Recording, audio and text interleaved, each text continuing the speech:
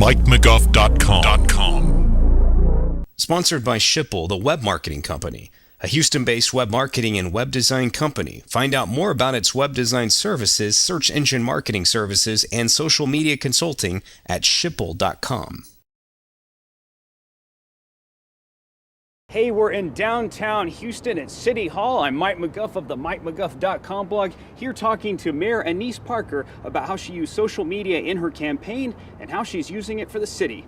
It helped me reach people that I had no other way of reaching, and my campaign had the best social media outreach. So I think in every aspect of the campaign, I was just a little ahead of the other guys. Now, you've been in politics a while. Was this the first time you ever used social networking in a campaign? It was the first time I'd ever used social networking in a campaign.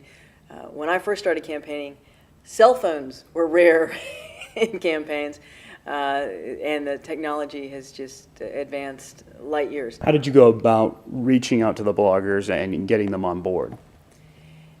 Well, I hesitate to say that I got them on board, but the first step was taking them seriously as a force. I mean, we were putting our messages out. We were putting a lot of energy and attention into Facebook. My campaign taught me how to tweet. It's still not a natural thing. I don't think, oh, I've got to get my phone out and tweet something, but I'm trying to continue to do it. The bloggers, a lot of campaigns, because the blogosphere sometimes has an echo chamber effect, and it can often be very negative and snarky, and I think candidates don't want to deal with it. But by recognizing the fact that each of the bloggers have a constituency, that they have a point of view, and if there was an opportunity to connect on a professional level with them, even if we didn't always agree, that they would respond to it, that we needed to take advantage of that. And for the most part, by the end of the campaign, either the bloggers were putting information out that could be seen nowhere else, or they were doing in-depth analysis that wasn't being done by the mainstream media that was extremely helpful to the campaign. And our feeling was they weren't doing it necessarily for me or for the campaign. They were doing it as objective observers, but it was helpful to the campaign because it was the truth and it was the only way it would get out. And there were a few by the end of the campaign who became openly partisan, and that was great too. Yeah, you like that part, huh? Oh, I definitely like that part. Obviously with a campaign that's very controlled, and also with a business it's very controlled, and I talk to people who are scared to embrace social media maybe for a business because they're afraid, I can't give up that control. What was the moment where you decided maybe I can give up a little bit control and work with these people instead of just trying to control the message entirely yourself? It is no longer possible in this day and age to totally control the message. Everyone has a cell phone with record capability. Everyone has a cell phone that can take your picture someplace in public. So unless you are totally buttoned down and control in everything you say and do in public all the time, those slips are going to get out. In my mind, it's better to be who you are and to be comfortable with that and to allow the public to see who you are, and that it's not a message that you're crafting. It is that you're putting yourself out there, and it's all part and parcel of these technological changes. You have to just accept what is in reality out there. Well, obviously I've been looking around and you're not giving up on social media. Now that you're here, I've seen on the official City of Houston website, there's a link to all the different social media that you're working on. What are some things you want to achieve by offering that to the public? This is sort of new territory, because we put a lot of time and energy into developing the Facebook presence and the social media presence through the campaign. How do we migrate that into the city? Because once we do, there are rules and regulations, there's some constraints, And I still want to be able to, when I go back into campaign mode, to reconnect with the people who were with me. And we've had to create a sort of a parallel process to make sure that we don't in any way use city facilities for campaign purposes. But it's harder to convince people to engage with me on the city side, because I think the feeling is that, oh, well, she's just going to put out city propaganda. So again, it's a matter of establishing the trust.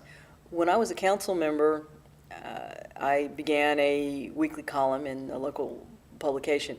When I became city controller, I started a controller's newsletter, and I promised the people who let me send to their email addresses that I would never send out propaganda or puff pieces, that it would be real information as I saw it, I wouldn't try to spin them. That's the key. You can't control this medium. You have to embrace it, and it has to be real information, and that we're not going to use our social media presence to spin the whatever the mayor wants to accomplish. Is to let people see things that they couldn't see anyplace else. The downside of the internet and social media that it is unfiltered, and it can very quickly get negative and snarky. I love reading the blogs. I normally don't even read the comments, because it seems to be a lot of the people who comment on blogs are maybe they're the kid who didn't get picked in dodgeball or something. It's what they sound like. So you have to kind of pick and choose. I guess it's also important to have the social networking presence for the city of Houston, because so many people are getting information and news that way. Now, you can't ignore it. You can't ignore it, because so many people are getting information that way that they're used to it, and it becomes part of their daily routine. And again, it allows you to tap people who would never come to the city's website. And now we are trying to revamp the city's website to make it a little more user-friendly and accessible. But being on Facebook, for example, where there are folks out there who have so many of their friends on Facebook, and it's like a big, kind of like a big family reunion sometime, it personalizes the city. And I think it's important for people to understand that I work for them. City government works for them. If they don't understand us, if they're not paying attention to what we do, then we have failed. And this is a mechanism for having the dialogue. Now, obviously, you're very busy and have a lot on your plate. How much will you be able to be on there yourself? Because I don't think everyone expects you to be on every social networking element of the city and talking back to people, obviously. Very good point. During the campaign, we made it very clear when I tweeted, because I would put my initial at the end of it, and when someone was tweeting on my behalf.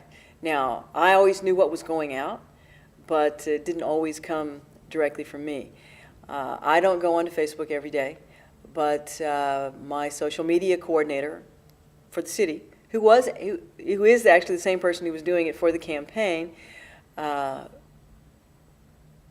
compiles the information I need to know and gives it to me in the bullet point format.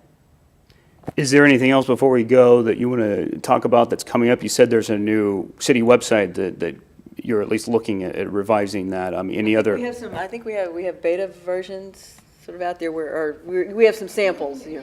Redesign for the city's website, and we are building the official Mayor of Houston City Facebook presence, which will take some time, because again, we don't want it to be what you can find on the Chamber of Commerce website or the city's main website, but to be more personal.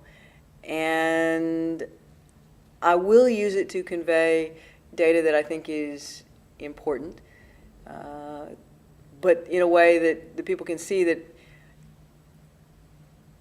I'm speaking to them in my own voice as I do it.